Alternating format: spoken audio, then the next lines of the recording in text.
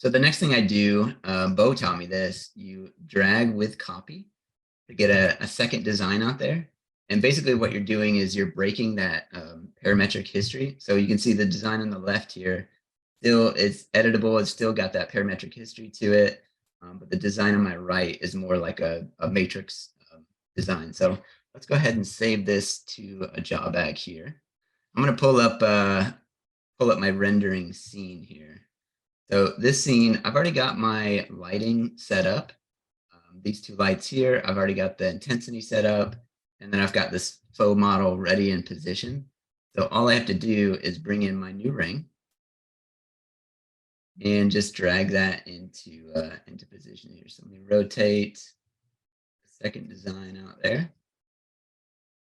Slide him into position. Slide him in.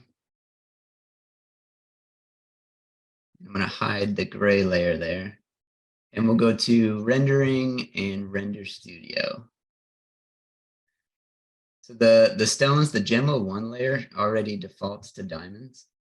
So I'm not going to choose that, but for my Metal 01, it's going to white gold. Let's change that to yellow here.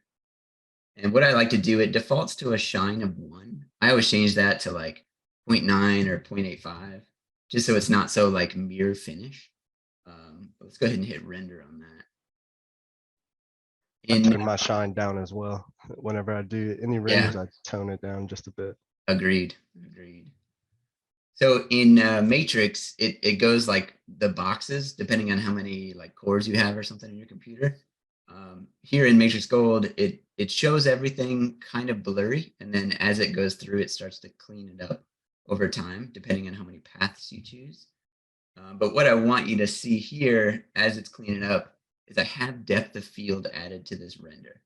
Now, if you add depth of field to a render in Matrix, it adds like 30 minutes or an hour to your rendering time, sometimes even more if you're doing a real heavy depth of field. But here in MatrixGold, it's literally a click of a button. So I've got this toggle right here. I can turn it on or off. So you can see it's off here. It's real crisp in the background. If I turn it on, that depth of field is added. I can change the strength of that depth of field. And I'm doing this all before it's even done rendering. It's still rendering down here at in the background, but I can still adjust and change and tweak it to however I like, literally in a click of a button. So I really, really enjoy that.